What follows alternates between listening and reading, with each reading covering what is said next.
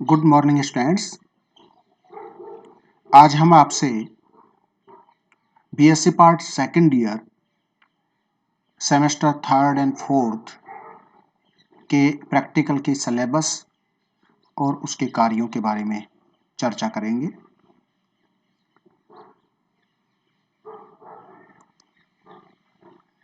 Second year के practical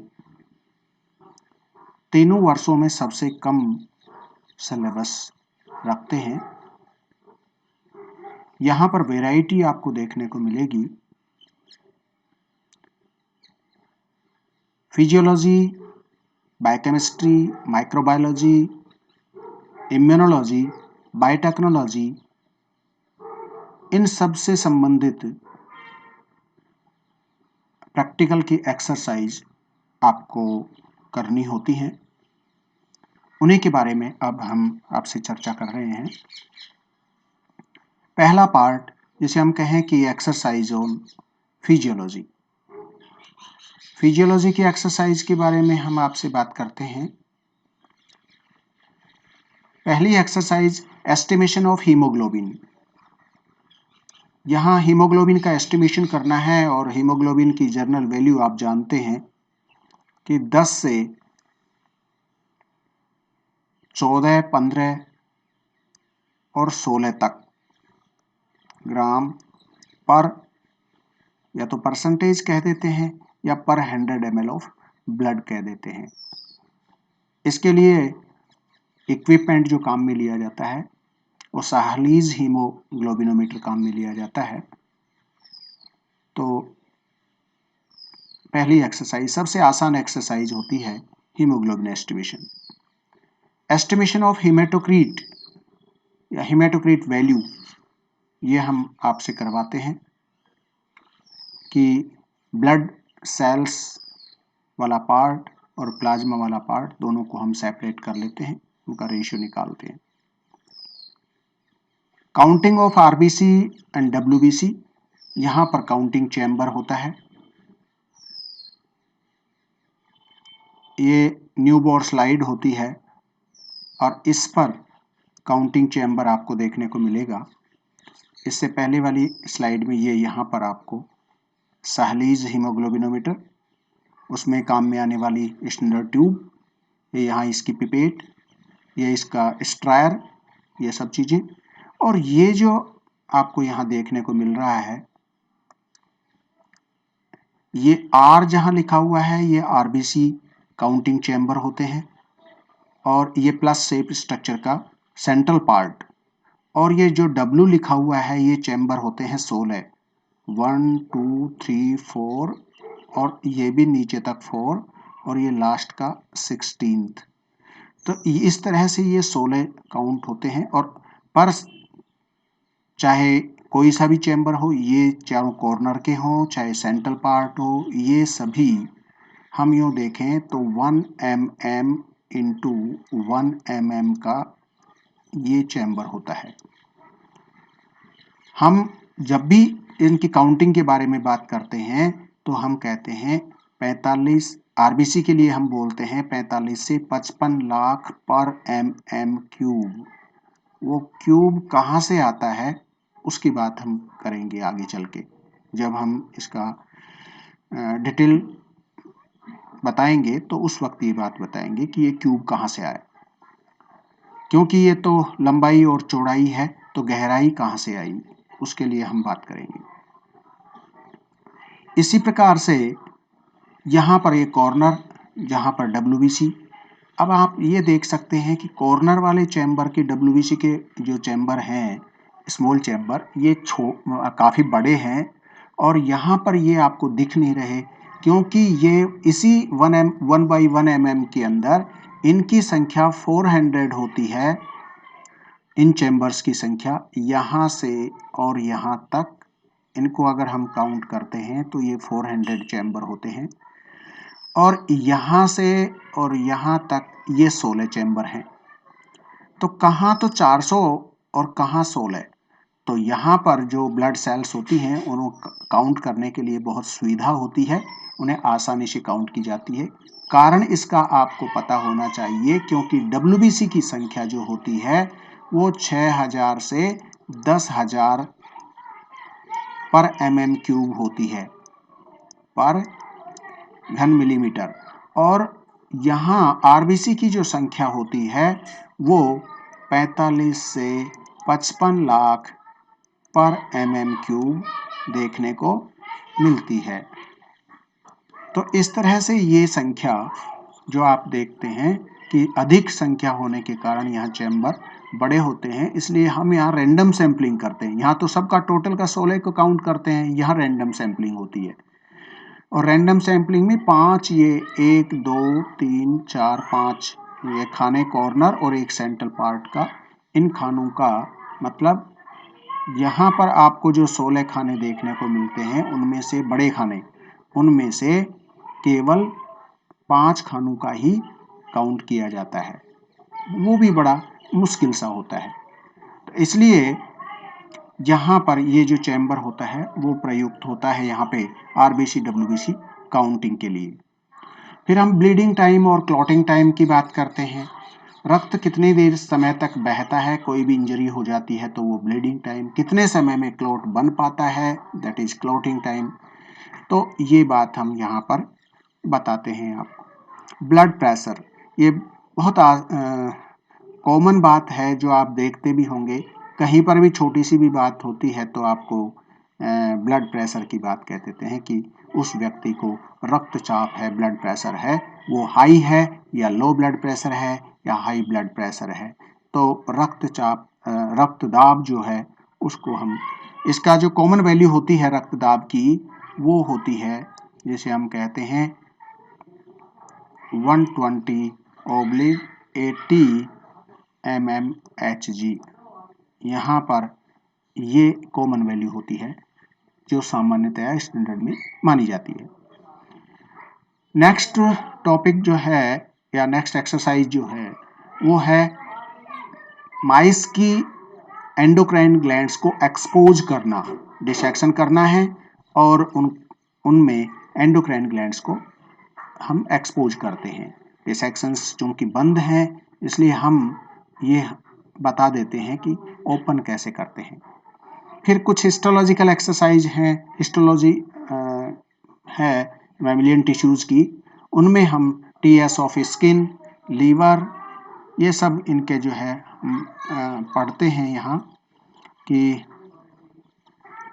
TS of skin है, liver का TS है, इंटेस्टाइन का TS, stomach, testis, ovary, lungs, kidney, pancreas, adrenal gland, pituitary gland, ये इन सब का, और थायराइड ग्लैंड, इन सब के बारे में हमें लिखना होता है और इनके डायग्राम बनाने होते हैं। स्लाइड्स से इनको हम देखते हैं और उसको पहचानना होता है। तो एज ए स्पोर्टिंग में जब भी ये आते हैं तो we will recognise, we will identify the given slide and write comments on that slide. तो इस तरह से ये आपकी फिजियोलॉजी की एक्सरसाइज हम यहाँ पे करते हैं।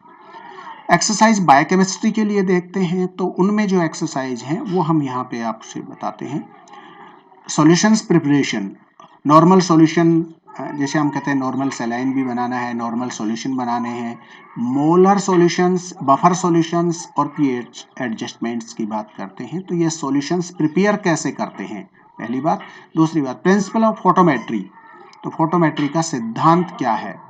फिर हम बात करते हैं separation of dyes and amino acids, ये सेपरेशन ऑफ डाइज जिसे हम कहते हैं रंगों का सेपरेट करना या उनको अलग अलग करना, डिफरेंशिएट करना, और एमिनो एसिड्स को भी सेपरेट करना। तो ये सर्कुलर पेपर क्रोमेटोग्राफी मेथड है, उसके द्वारा हम ये चीज़ें करते हैं। हम different kind of amino acids जो हैं उनको हम मिक्स कर देते हैं, एक सॉल्यूशन बना लेते हैं और एक पेपर क्रोमेटोग्राफी या जिसे हम कहते हैं वॉटमैन पेपर हम काम में लेते हैं और इसके सेंट्रल में इस पार्ट को एक डेंस डॉट बना लेते हैं उन एमिनो एसिड्स की या डाइज की, डिफरेंट डाइज की मिक्स करके, और उसके बाद में इसको हम एक कट लगाते हैं और इस कट वाले पार्ट को हम जैसे कहते हैं एक सॉल्यूशन में डिप कर देते हैं, जिससे वो यहाँ पर इस कट वाले पार्ट के थ्रू इसमें आएगा और ये जो है धीरे धीरे ये सेपरेट होते चले जाएंगे और इनकी एक रिंग, कंसेंट्रिक रिंग बनती चली जाएंगी। जब आप कॉलेज आएंगे तो आपको ये एक्सरसाइज हम करके बताएंगे। इसी प्रकार से identification of lipids, proteins, carbohydrate. Lipid को कैसे हम पहचानते हैं, प्रोटीन्स को हम कैसे पहचानते हैं, इनके दो तीन टेस्ट हम करके बताएंगे कि लिपिड्स को कैसे पहचान लेंगे कि दिए गए फूड मटेरियल या फूड सैंपल में क्या है, लिपिड है, कार्बोहाइड्रेट है और प्रोटीन है। उन सबको हम रिकग्नाइज कर लेते हैं, आइडेंटिफाई कर लेते हैं बायोकेमिस्ट्री के टेस्ट करने से। तो यहाँ पर कार्बोहाइड्रेट, प्रोटीन और लिपिड्स को हम आइडेंटिफाई करते हैं। सामान्य से जांच जो है आप घर में भी करते हैं कि जेंथोप्रोटीन टेस्ट कर रहे हैं, आप बायूरेट टेस्ट कर रहे हैं, आप इंसुलिन घर में ही जो है आप आयोडीन का टेस्ट कर लेते हैं स्टार्च के प्रेजेंस और इसके लिए। ग्लूकोज के टेस्ट की बात करते हैं तो ग्लूकोज बेनेडिक्ट विलियन हम काम में लेते हैं। तो ये सब चीज़ें घर में लिपिड के लिए बात करते हैं तो पानी में घोल लेते हैं, तो पानी में घुलता नहीं है लिपिड और किसी भी ऑर्गेनिक सॉल्वेंट के अंदर लिपिड घुल जाता है। तो ये सब कॉमन टेस्ट हैं जो हम करते हैं, वो आपको बताएंगे। आगे हम बात करते हैं कि identification of monosaccharide, disaccharide and polysaccharide. इनको हम कैसे आइडेंटिफाई करते हैं ये भी हम आगे चल के बात करेंगे। Analysis of enzymatic activity. Enzymatic activity में हम एंजाइम्स की एक्टिविटी का हम विश्लेषण करते हैं। उनमें से एक बहुत कॉमन सी एक्सरसाइज हम सलाइवरी एमाइलेज की लेते हैं और लार में एमाइलेज एंजाइम होता है, तो वो किस तरह से एमाइलेज जो है काम करता है, जिसकी वजह से ये एक्सरसाइज हम करके बताते हैं। थोड़ा सा टाइम टेकन प्रोसेस है ये, लेकिन हम लैब में करके बताते हैं। एस्टिमेशन ऑफ ग्लूकोज और एस्टिमेशन ऑफ यूरिया, ये सब छोटी छोटी एक्सरसाइज हैं जो हम करते हैं, आप सबको इनको देखना है। माइक्रोबायोलॉजी की एक्सरसाइज में हम बात करें preparation and use of culture media for microbes. Microbes को कैसे कल्चर मीडिया के द्वारा जो है ग्रो करते हैं, उनका तैयार कैसे करते हैं। पहली बात कल्चर मीडिया का तैयार कैसे करते हैं, उसका उपयोग कैसे करते हैं बैक्टीरिया के लिए, कौन से बैक्टीरिया के लिए कौन सा कल्चर मीडिया तैयार किया जाता है, ये सब चीज़ें हम बताएंगे। Study of microbes in food material. Microbes gram positive, gram negative, किस तरह के कॉकस हैं, किस या स्ट्रेप्ट बेसिलस हैं, किस तरह से के बैक्टीरिया हैं, उन सब के लिए। किसमें फूड मटेरियल्स में बात कर रहे हैं तो कर्ड में, दही में, मिल्क में, रोटन फ्रूट्स के अंदर, वेजिटेबल्स के अंदर, इन सब के अंदर। फिर इसी में जो है एक एजुकेशनल टूर जो है हमारा ऑर्गेनाइज करवाते हैं कॉलेज के थ्रू, और उसमें हम जो है कोई एक माइक्रोबायोलॉजी की लैब जो है वहाँ पर ये सब चीज़ें दिखाई जाती हैं कि कल्चर मीडिया कैसे तैयार किए जाते हैं, कौन सी सावधानियाँ रखी जाती हैं। फूड प्रोसेसिंग फैक्ट्रीज यूनिट्स जो हैं, चाहे वो किस तरह से बेकरीज हैं या दूसरे डिस्टिलरी प्लांट्स हैं, डेयरी हैं, उन सब के ऊपर जो है एक रिपोर्ट तैयार करनी होती है, उनका प्रोसेस जानना होता है और उनके पर एक रिपोर्ट बनानी होती है। Culturing of bacteria from soil और वाटर से जो है कल्चर कैसे करते हैं बैक्टीरिया का, वो हम यहाँ देखते हैं।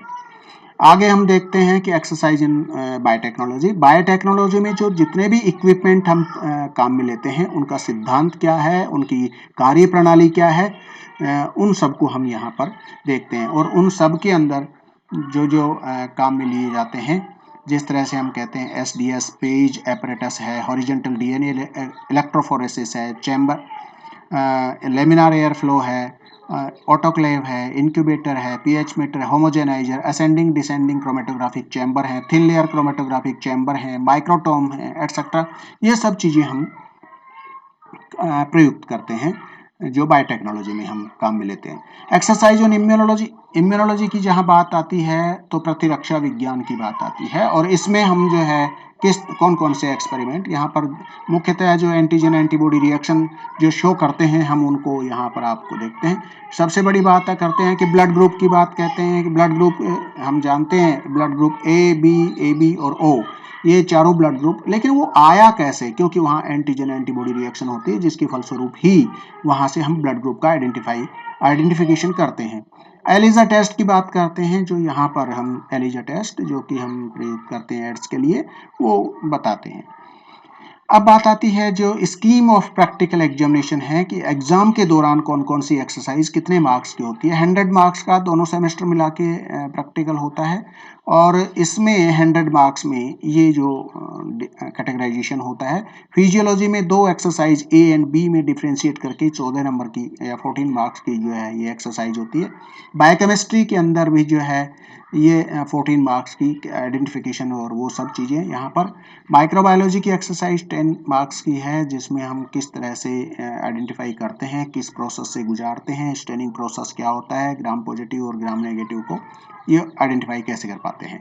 बायोटेक्नोलॉजी के लिए और प्रोजेक्ट रिपोर्ट है एक, चाहे तो हम बायोटेक्नोलॉजी के एक्सपेरिमेंट्स की बात करें, उनके सिद्धांत और कार्यप्रणाली के बारे में लिखें, या हम प्रोजेक्ट की बात करें, दोनों में से एक एक्सरसाइज होगा तो 10 नंबर का। इम्यूनोलॉजी में जो ऊपर दिए हुए हैं दोनों तीनों कामों में से कोई भी एक एक्सरसाइज दे दी जाती है जो 8 नंबर की है।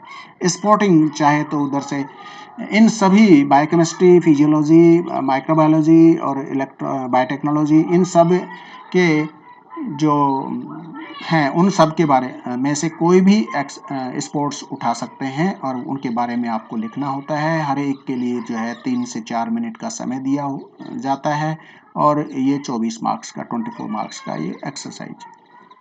वाइवा और वॉइस और रिकॉर्ड, ये दोनों पार्ट जो हैं वो 10 मार्क्स के हैं, और कुल मिला के ये 100 नंबर का एक्सरसाइज है। 4 आवर्स का जो है ये प्रैक्टिकल वर्क होता है।